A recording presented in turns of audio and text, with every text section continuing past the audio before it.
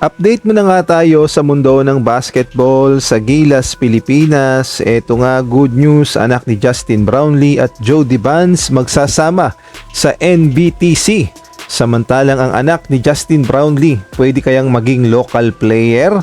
At ang ating Gilas Pilipinas women naman susubukang makapasok sa FIBA World Cup sa Germany. Ngunit bago tayo magpatuloy, pakipindot naman ang like, subscribe, at ang notification bell para updated ka sa susunod kong i-upload. Tuloy-tuloy nga ang ginagawang paghahanda ng Gilas Pilipinas Women upang makapasok sa FIBA Women's Basketball World Cup na gaganapin sa Germany. At sa ngayon nga ay nasa Lyon, France ang ating Gilas Pilipinas Women at talaga namang todo ang kanilang ensayo dahil mabigat nga ang kanilang pagdadaanan dahil papasok sila sa FIBA Women's World Cup Qualifying Tournament. Kailangan kasing makakuha ng slot ng ating Gilas Pilipinas para nga ito sa Women's Basketball World Cup sa Germany na gaganapin sa September 4 to 13. At sa ngayon nga, iilan pa lamang ang nakakapasok, kabilang na dyan ang Germany, ang pinaka-host, at gayon na rin itong Women's Afrobasket 2025 champion na Nigeria, at ang Women's America Cup 2025 champions na USA, at gayon na rin ang Women's Asia Cup 2025 champions Australia, at ang Women's Eurobasket 2025 champions na Belgium. So lumalabas na 1, 2, 3, 4, 5, 5 kupunan pa lang ang pasok sa Women's FIBA World Cup na gaganapin sa Germany. At ayon nga dito sa report ay 16 na kupunan ang makakwalify, kaya naman naghahabol talaga ang ating Gilas Pilipinas Women upang makapasok tayo dito sa World Cup sa Germany 2026. Ngunit mabigat ang kanilang makakalaban sa qualifying tournament. Una kasing makakaharap ng Gilas ang France sa March 12. Bukas na nga yan, 3:30 AM. Kasunod naman ng Germany, March 13, 12 AM. Tapos ang Nigeria, March 14, 9 PM. At ang South Korea, March 15, 7:30 PM. At ang panghuli, ang Colombia, March 17, 9 PM. Kailangan ngang makadalawa sigurong panalo o tatlong panalo ang Pilipinas upang makwalify tayo sa Women's FIBA World Cup sa Germany.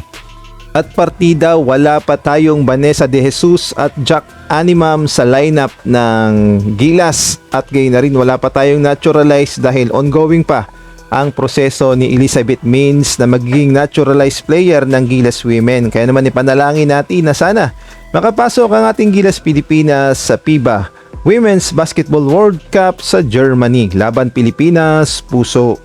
Samantalang sa ibang balita naman, magtatag team sa isang kupunan sa Phil-Am Nation Select ang anak ni Justin Brownlee na si Justin Brownlee Jr. at gayon na rin ang anak ni Jody Vance na si Jace De Vance, na alam nating lahat ng dalawang ito o ang kanilang mga ama ay magkasama sa Barangay Ginebra. Kaya naman napakagandang tag team talaga ang mangyayari sa Phil-Am Nation Select Under 14.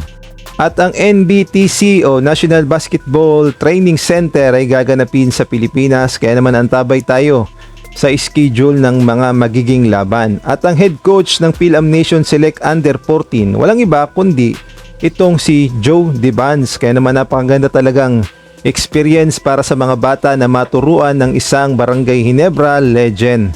At sa mga nagtatanong paano nakapasok sa lineup ng Phil-Am Nation Select ang anak ni Justin Brownlee, kinukonsider na ba siya as local player? Sa ngayon nga ay isang malaking tanong pa lang yan kung po pwede na ba siyang maging local player sa atin, lalong-lalo na sa Gilas Pilipinas, o kung nakakuha ba siya ng Philippine passport.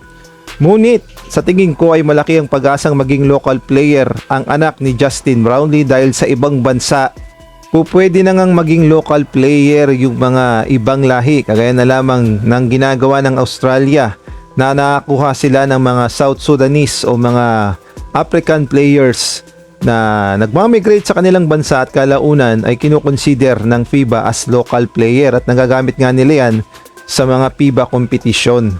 Kaya naman itong anak ni Justin Brownlee, sa tingin ko mabigyan lang ito ng Philippine passport ay po pwede na sigurong maging local player at magamit sa Gilas Pilipinas sa hinaharap. Samantalang atin namang panoodin ang highlights ni Justin Brownlee Jr.